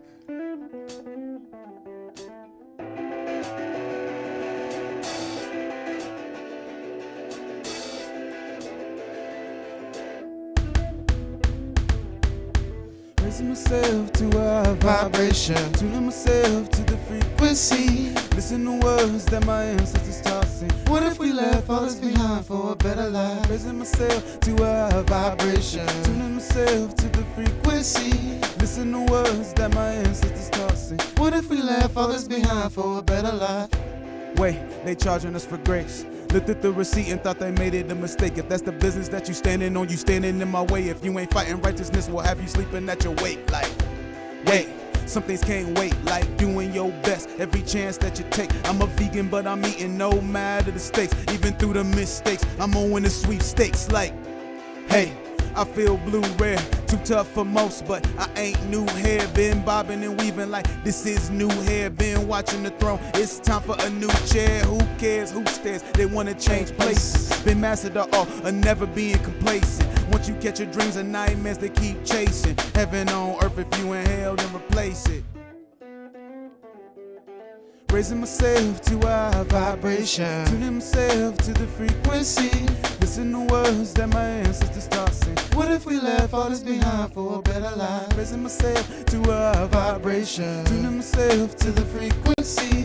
Listen to words that my ancestors taught. Sing. What if we left all this behind for a better life? Girl, you've been through hell, you ain't seen heaven. Yeah, I can tell. Oh girl, you've been through hell. Let's go to heaven. Let's take ourselves. Hustle, don't let them know you trouble. One time I cried and made a river out of puddle, but I never did lie one day about my struggle. If a brother ever fumble, got to tackle next huddle. You couldn't walk a mile in knees, I'm Barney Rubble. Flexing on the regular, won't even strain a muscle. And they know I'm ballin', so the haters tryna double. Got them tucking chains, cause the gains ain't subtle. We gon' keep the future bright, I'm a father and an uncle. If I ever said it, no, I mean it when I love you. Taking my community to another level. And they know these hits bam bam like pebbles. Yeah, I'm magical, but got respect for the muggles. Boy, I'm old school, talking smack will get you pummeled. From the angle that I see it from, my baby got a bubble. The angels that believe in us gon' lead us from the devil like. Raising myself to a vibration, tuning myself to the frequency. Listen to words that my ancestors taught. Sing. What if we left all this behind for a better life? Raising myself to a vibration, tuning myself to the frequency. Listen to words that my ancestors taught. Sing. What if we left all this behind for a better life? Girl, you've been through hell, you ain't seen heaven. Yeah, I can tell. Oh girl, you've been through hell. Let's go to heaven. Let's take ourselves. Oh girl, you've been through hell. You ain't seen heaven. Yeah, I can tell. Oh girl, you've been through hell. Let's go to heaven. Let's take ourselves. Oh girl, you've been through hell. You ain't seen heaven. Yeah, I can tell. Oh girl, you've been through hell. Let's go to heaven. Let's take ourselves. Damn. Thank y'all. So what was different about that one? Boys flexing your muscles, man. That's what You that said the is. flexer, man. Look, Flexing. whenever he says this thing, he said, flip the table over, Terry. And I'm like, flip the table over. Sometimes I look for a table on stage or something to throw, and I'm like, forget, I got to just do the music, man. One time I almost threw my voice out the first 3 songs of our 45-minute set because I went so crazy on like the first 3 songs. I was like, I got to slow it down. Gotta slow it down. Slow it down. It's a control. Gotcha. It's a control blast. You got to control blast. Control blast. Yeah. Maya. You don't want the whole thing, go. You don't want the know whole what I'm saying? thing. You don't. They think he do because it's strong. It's like He can so. do that like 10 more times. That's what they don't know. They're like, damn, so that hurt. I wanna- He got 10 more of those left. I Bro. want to ask a cultural question because we're different cultures. So, so as a child, when you said something wrong, did your mother have the ability to smack you in your lips and only your lips just hit your teeth? Yeah. Your mother did that? I didn't know Been if that. there, yeah. Okay, I didn't know if that was just an African American thing. Okay, so that's what we like to. Sometimes we'd like to just smack them, just at the mouth. Just Good old teeth smack. yeah. It's, Good old teeth smack to bring you back home. bring you back. That's what we are. We either flipping tables or smacking teeth. One of the two. Humbling. It's Music humbling. video man. now, bro. We just taking artists around the store and it's like music and they turn. No. You know we should. No. It'd be touch no. that. If we do a video, it has to be our mothers because our mothers are both short. Yeah. Hey, Camille and Jay, don't get mad. Izzy got to be the little kid. Don't get mad. Izzy's gonna be the little kid. Don't get mad. Izzy's gonna be Our the mothers are little kid. both short and aggressive. I could just see them. They and I know my mother perfected it. She's Oh good. my God! She's I was got, like- always hiding in the clothes at the convenience stores, man. So my mom was get your store. Like she just. Got me. She's good. Yeah. You know, yeah. A lot of times embarrassed in front of my friends. What's wrong? I knew something was about bro. Me too, bro. Me too, bro. What's with that sad frumpy lip you got there? On your Mama, birthday. man, On your birthday. And you still gotta have a good. Now go get some ice cream and cake. Hey, don't. You know, I invited Your you. friends sitting over there your looking friend- at you with the like. You I'm told still me your enjoying friends it. gonna come I don't over know here about and you was but gonna I'm- be good, and you acting up. And they go in there and sit. You walking back in your room, and homeboys is like, man. Now you gotta act like you mad at the video game, but they know you're not mad at the video game. Game cheating. No, it ain't the game, bro. It's your mama. It's your mama. She got you good, bro. We saw it. I didn't mean to look around the corner what I did, but I see it. Michael Vick is Thank cheating. y'all so much, man. game This is a great interview, y'all. For real. Man. This is cheating. awesome, Thank man. you, Mike Vick guys. can't run for 900 yards in the game. It's cheating. Yes. Stick up that lip, little soldier. Yeah. It's so real, bro. It's so real. Okay. It humbles you though. It makes you a great person Okay, later that's on. good. Yeah. Hey, listen. So I think we just stopped racism in 3 people tonight, somewhere in America. They're you like, go. wait a minute, everybody gets smacked in the mouth. Oh, man, That we ain't so different. we're not that- We're not so different. We need to bring that back, maybe. You know, I think someone gets out of line, you have their mama smack them in the lip. Hey, the you lip. know? little discipline. Hey, look, Yeah. look, man. I ain't never seen nobody get too hurt over that. So I'm just gonna. No, hey. listen, I would be honest with you. I've seen friends in high school like have full meltdowns, like, Mom, I can't believe you're in high school. And she's like, so? I don't care. Oh, you mad because your friends here? I'll do it again. I'll do it again and send everybody home after that. How about that? And you could tell some of the dudes who've never gotten smacked by their mama Oh, yeah, too. You know, It's really easy to tell. Really easy to tell. Yeah, no. If my mother called me right now and said I had to be home, I'd leave this interview. It's over, bro. I'm done. I'm gone. of course, it goes without saying. 6 yeah. hours straight. You know, My no mom has a gas, special no text stopping. she sends, right? My mom got a special text. She says that I gotta call her in like 5 to 10 minutes. So it's gonna be bad. It's like it's her text version of the street lights is on, and for some reason, Nah, I'm call not- your mother. I'm like, why does that feel like I get it. impending doom? Why is that one text? No period. or nothing, call your Because mother. in your mind, you Why know, are you calling No. yourself in the third person? No, in this no. text message? But that's what scares you. You know, like she said it calmly too, and you're like, wait a minute. Hey, Mom, what's up? And she's like, I've been waiting for you. Oh my god. I can't read. You can't read that text message any other way can't. either. Just like a straight. It's like, okay, there's no period, so she's no not serious. period. But I think she's very serious. Nah, she's definitely serious. She's for sure serious. And she knows that you know she's serious. That's what it is. She don't have to do all of that because I told you, you read the text message. You know what you were supposed to do. You didn't do it. Now we got a problem. And you're like, oh man. She's just reestablishing that authoritarianism. Oh, you yeah, know what for I sure. mean? You gotta. You a gotta big let it artist. You down. get to travel, whatever. Hit me up. Listen, so my grandmother's still living. She's 97. Don't fuck with me. She's beautiful, but she's 97. So you know all her faculties, they're still there, but they're not the greatest. So she won't like yell at you or cuss you out, and she'll say something slick like, "I'm 97. I don't know," and then she'll proceed to say something embarrassing like, "I'm 97. You're fat." Like, what? Grandma, I'm 97. I can say that. I'm okay. You know. What you gonna do to me? I'm 97. What did she call me again? She call you the short one. Where's the short one at? That's the short one. Is that the short one? I feel you, bro. I don't even I feel correct you. her. But here's the thing. Turn my name. Here's the thing. Though. I'm not that tall. Table. I'm not that tall. I'm not that tall. So my grandmother, she's like, "Where's the?" Because my grandma's tall. My grandma's tall. So she's like, "Where's the short one?" I'm like, "Who you talking about, Grandma?" She's like, "You know, the short one with Melissa, Terry." Yeah, that's his name, the short one. Look, but she wanted. Then she still want to acknowledge your name, though. Yeah, the short one. That's what I said. That's what I said, boy. I'm 97. I can't wait to use that as an excuse when I'm older. Yeah, I'm 97. 97. What do you want? 97. We're all gonna make it to an old age in this generation. That's great. 97. We get those benefits. We can talk about being 97. Get off. I can't wait for her to get off my line, and I don't gotta explain nothing to nobody. The music isn't as good as it's supposed to, but it used to be. Oh man, I can't wait. It's kind of like that now, but it's all right. I'm old man now. So. Do what you want to do. Back Hey, in my day.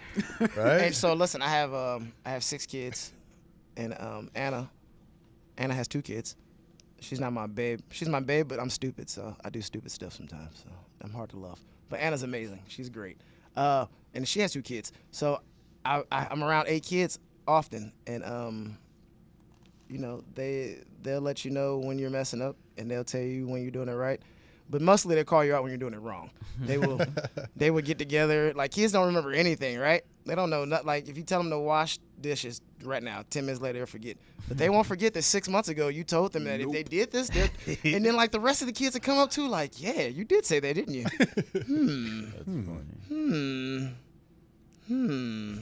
Yeah. They retain what they want to retain, right? Yeah. Kids are interesting. Definitely. I'm stepdad, so I've been wearing that hat for about 4+ years now, and it's fun. I really enjoy. I always wanted to have a kid, so this is like, I got to skip the adolescence part, which I didn't want to, but I skipped the adolescence part inadvertently. But having a teenage son is really awesome. We have a lot of similar interests. His mother and his father brought him up really great. He likes Star Wars and Harry Potter and video games, so I have no issue. And so I love the kid too. He's easy. You're good with me. He's Keep your grades easy. up. Do some stuff. Yeah, do a little bit of chores. You're good with me. He's cool enough that if I run past him and cut his throat with a lightsaber, he's gonna fall and die. You know, like yeah, I'm good with that. He's committed to the bit. He's fully committed. And like next time he like sees you me, said, he'll have like a double sword. He'll be waiting for me in a bush. Because somewhere. he told him. I've been waiting for you, General Kenobi. He told him we're supposed to have a little lightsaber. And he'll wait for me and he'll kill me. It happens pretty often. Like, anytime I see him, he's like, "Hey, Kirk, where's my lightsaber?" I'm like, "Oh," he's like, "Next time." And then so what he won't tell you is one day he was a little kid and he went to sleep and he became a grown man and no one knew what to do with him. One day he was like, "Hey Kirk, how you doing?" He is Next in my day he's phone like, as big hey, little guy. He's like, "Hey Kirk." He's in my phone. I'm like, "Who's that?" "It's me, Lane." And so I turn around like, "Oh, okay, well, hey, hey, Lane." Is he taller than his dad yet? Hey, He's taller than his father. And Yes. he's 14 years old. yeah, so he's taller than everybody in the room. Yeah, and one day he wasn't. One day he was like our size, and then he just. So yeah, Big guy. big guy Lane. He's always grabbing the stuff off the top of the shelf and picking up the heavy stuff for me. And I don't carry anything heavy anymore if he's around me. I'm like, my back. Lane. That's it. So Oh, man. here's a trick question: He's a great kid. How do I feature you guys on a project? How do I do that? Right now, yeah. Oh, okay, all right. What you thinking? Hold on, I just need you. Hold on, let me. We're always down to collaborate. Okay, excellent. Nah, this is simple. You just have to say you can just do a radio intro. I'll just put it I put it somewhere in my project. I'm working. So Terry's working on a project. I'm working on a project. The band's working on a project. So we have things going. My project's called Tomorrow May Never Come, because tomorrow might not come. And I don't have any radio personalities on there. So and I think that it'll piss everybody off that somebody from Chicago did. And I like that. A lot of Columbus radios ignored us, so y'all missed out. Too bad. Hey, I'm sorry. I hit up a lot of y'all. Dami Styles, you're good. Dami, you're good. No, you're always good, Dami. You're busy. City News. Shout you're out good Brother too. Dylon. Shout out Brother Dylon. He's not in Columbus, but shout out Brother Dylon because he put us on yeah. the radio too. Brother Dylon. In New York. Thank you. Fubu Radio. Shout out them. Thank you. If y'all know Dave Chappelle, Dylon, that Dylon, but not that Dylon. You get what I'm saying? He's better than that. He's more than that. Yeah, so I mean, what could you say? You could just say your names and then just say Kirk Diggler, Tomorrow May Never Come. Say the name of y'all show too. Yeah, say the name of your show. We'll make it a Q4, thing. shout them out. Yeah. Go Should for do it. it right here on this camera then? I mean, I'm recording audio, but you can get that Yeah. too. Yeah, let's do both. Go Hey, for it.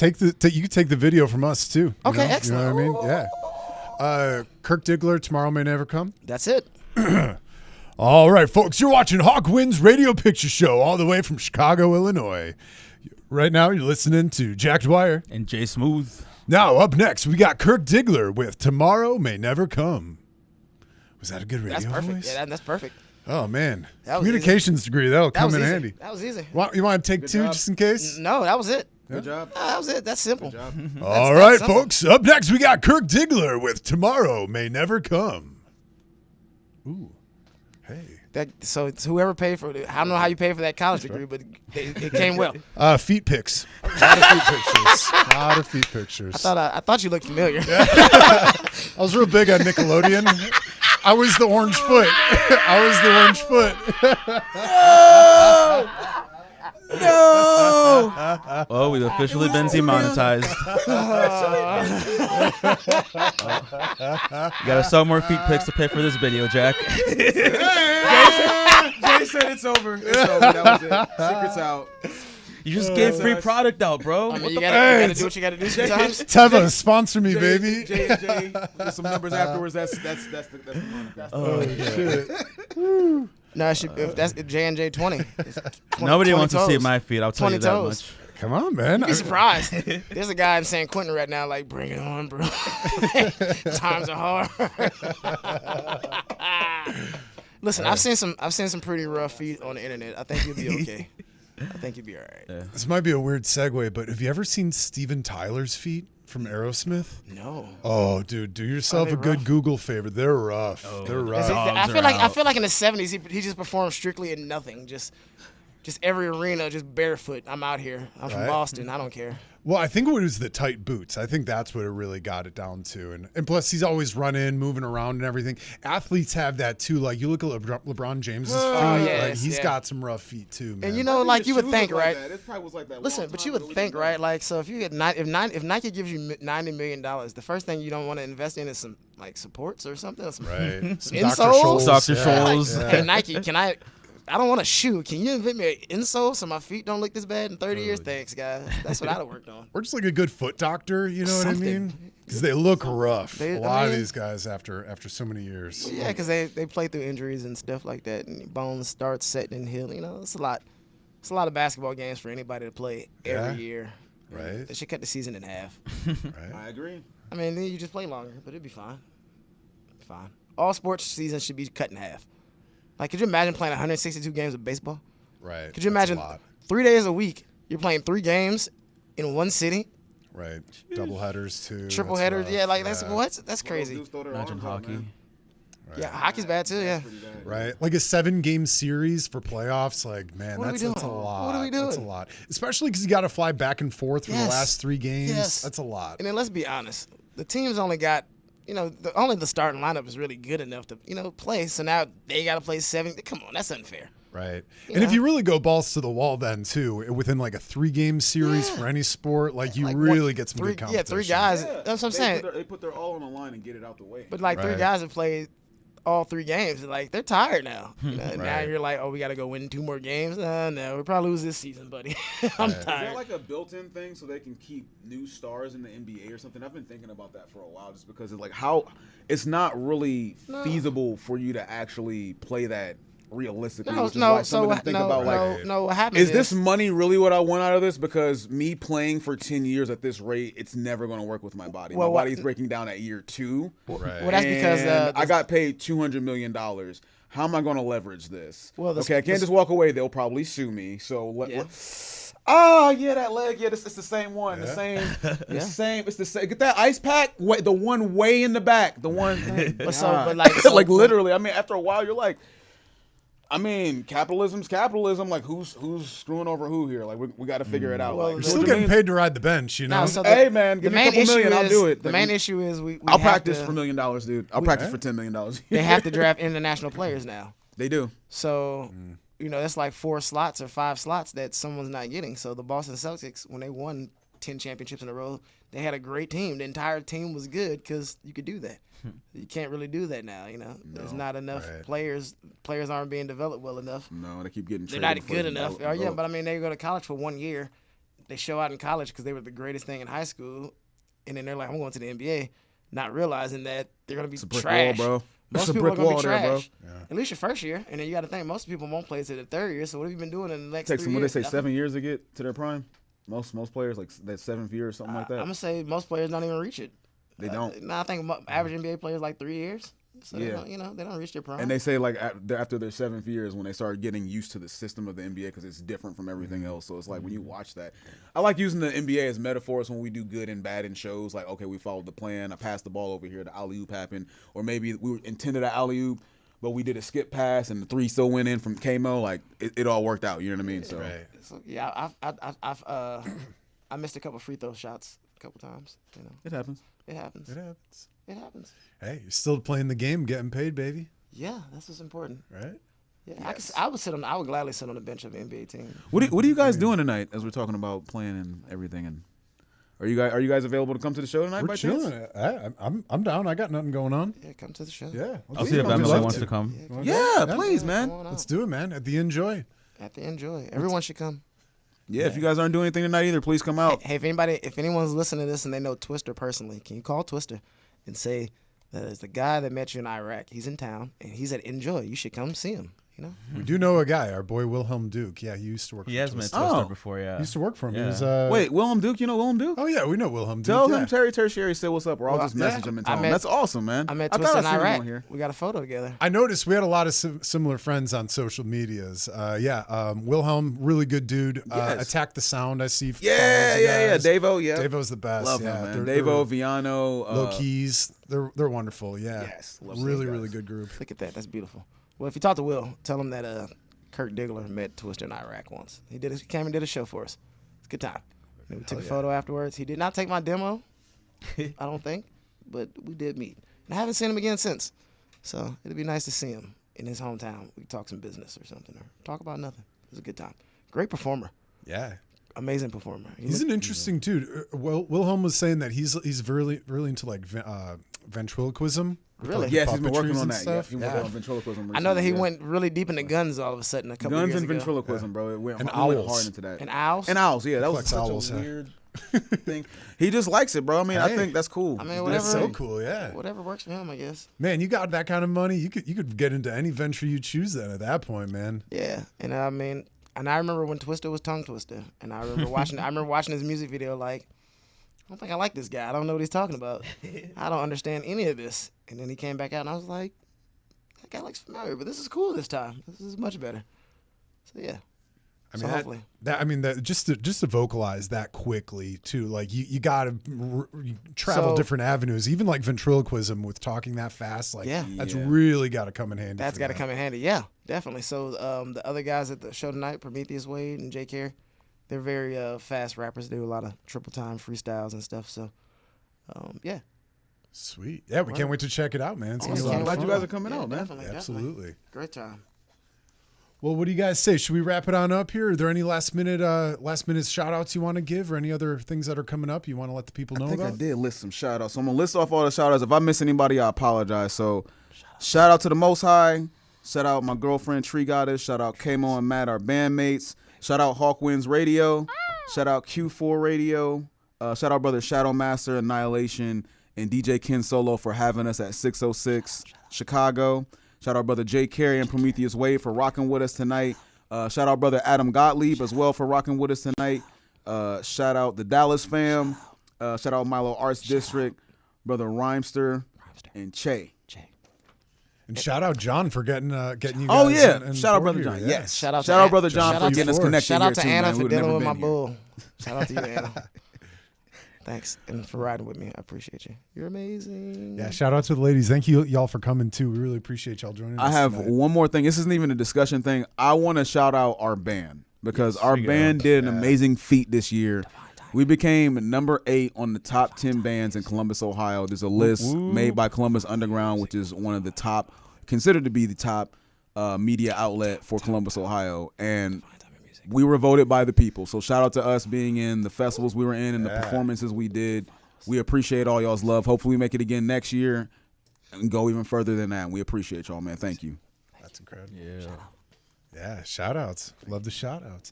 Now, I'm going to ask. Oh, you get some, To my children.